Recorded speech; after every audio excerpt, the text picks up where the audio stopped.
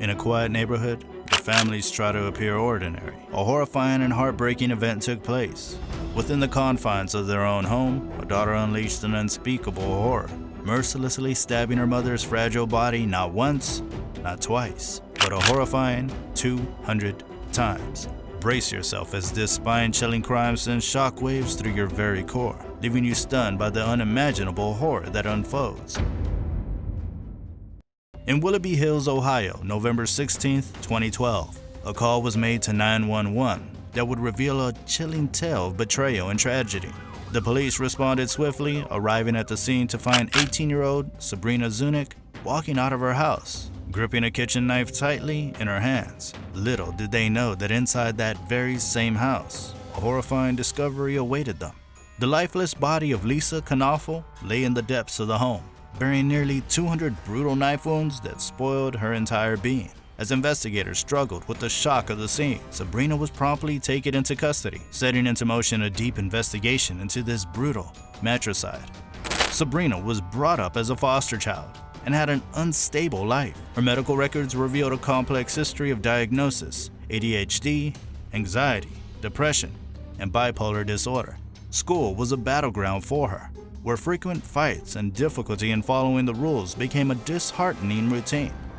At the tender age of 16, Sabrina found herself placed in the care of Kevin and Lisa Knaufel, becoming part of their family. The Knaufels already had 2 daughters, and Sabrina seemed to blend in seamlessly. For a time, things appeared to be looking up for her, until a forbidden connection began to form between Sabrina and her foster father, Kevin. Hidden from prying eyes, a relationship blossomed between the young girl and the man who was supposed to protect and guide her. In the summer of 2012, their secret affair started becoming more serious, while the family remained unaware. Sabrina, despite turning 18 and having the freedom to leave, chose to continue residing with the Knaufels, her infatuation with Kevin blinding her judgment. Yet beneath the surface, a storm created within the Knaufels' household. Kevin's increased attention towards Sabrina ignited a firestorm of conflict between him and his wife. The couple's arguments grew more frequent, and the word divorce frequent on their lips. However, the situation was not as simple as it seemed. Kevin, calculating and cunning, held an $800,000 life insurance policy on his wife. If they were to divorce, he would lose any claim to that substantial sum. Suspicion seized the investigators. Despite Kevin's absence from the home at the time of the incident, they believed that he was the puppet master, pulling the strings that led to Lisa's untimely demise. Detective Johnson attentively pursued Kevin, seeking answers to their burning questions. But Kevin, who is fully aware of the gravity of the situation, shielded himself with legal representation, avoiding any attempts to interrogate him directly. Lisa in the process of going through a divorce? Okay, now we're getting outside the scope. Are you going to talk to us about any of the situations that led up to what happened? I talked to Detective Palmer. He said he wanted to get interview him about work, which I thought was probably a pretext. Okay. But everybody knows where she works. Soon, the police were granted a second opportunity to interview Kevin, a crucial figure in the case. But before that pivotal moment, they turned their attention to Sabrina. After receiving medical attention for her injuries, she was brought in for questioning. Why did she take Lisa's life? As the investigation unfolds, a conversation between the detective and the suspects reveals fragmented memories. The suspect recalls a normal evening at home, having dinner and doing homework. However, her recollections become foggy as she tries to remember the specifics. When asked about taking medication for a headache, she vaguely remembers searching for a bottle in her sister's room. Details such as the label and bathroom access remain uncertain in her memory. The suspect's recollection ultimately fades. And we're at home? Would anything unusual happen? I don't know. Everything went fine according to what I knew of. The investigator is interested by a confession that is not clear. It seems that she has a history of using illegal drugs, but claims to have stopped using them for a while. The investigator wants to know where she was on the night of the crime, but her response is distant and unattached. She has trouble remembering what happened, which raises doubts about the investigation. As more information comes to light, it becomes clear that she had a troubled past with memory loss and violent encounters. There is a pattern of aggression that suggests a history of being violent. The investigator discovers something disturbing. She's been involved in violent fights before, but doesn't remember them. The conversation takes a dark turn when she admits to having violent outbursts caused by past trauma, painting a troubling picture of a troubled mind. What do you remember? Everything except Were you taking any illegal narcotics yesterday? no. Don't do drugs. You don't do drugs? When was the last time you did drugs? 3.5 years ago. 3.5 years ago? Okay.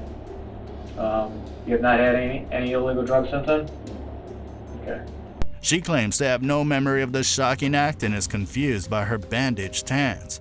The detectives now face the challenge of determining Sabrina's truthfulness, relying on her reaction to the news of her mother's death. The investigator calmly urges to recall and share her perspective, emphasizing the importance of hearing both sides. They remind her about the police arriving and request that she carefully recollect the events between taking her headache medicine and their arrival. Although she denies being a murderer, the investigator explains the necessity of understanding the truth to offer assistance. The investigator discovered that she lacked a blanket, a seemingly important detail within the unfolding tragedy.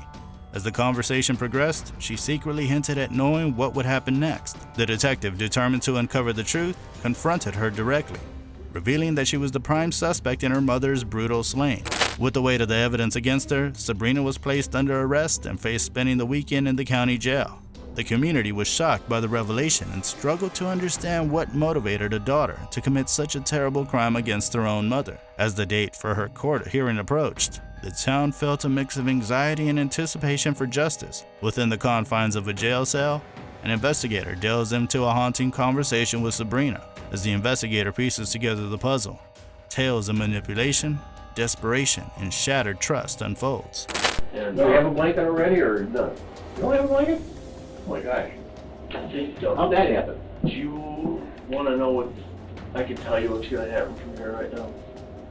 I mean, do you have questions for me? I mean, you right, David? Yeah. I mean, or for right now, we're still doing our investigation, but you're under arrest.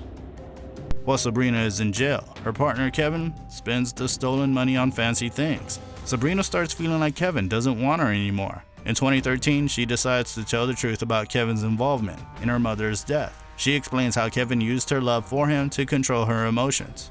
The day before the incident, Kevin threatens to kill himself if she doesn't help him kill her mother. They plan to make it look like a robbery, but things don't go as planned. Without a gun, they decide to use a knife instead. Sabrina is blinded by love and believes Kevin's promises to protect her. As their twisted plan unfolds, the devastating consequences of misplaced trust and desperate choices become clear. Basically, he convinced me that I wouldn't get caught. We'd pretend like nothing happened. We wouldn't know a robber broke in, make it seem like, tumble the jewelry box and leave the door open, hide the knife, or it was supposed to be a gun. Based on Sabrina's statement, he was formally charged, leading to his arrest and subsequent questioning by the authorities. Kevin describes how Sabrina came to be their foster child. Initially, she struggled with the rules, but Kevin struck a deal with her.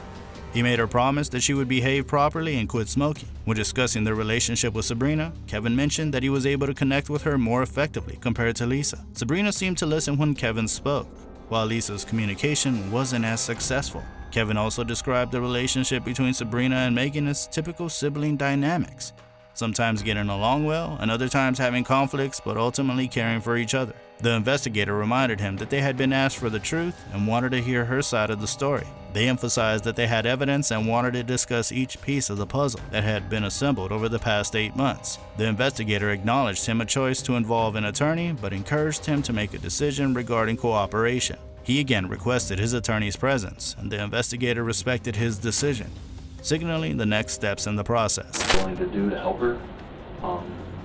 As long as she followed the program, she was more than welcome to stay in her house, even after she was out of care.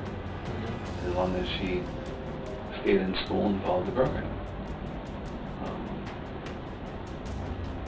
But then I also told her, I said, as I do with my kids, that if you Kevin literally showed no remorse during his trial and was ultimately found guilty.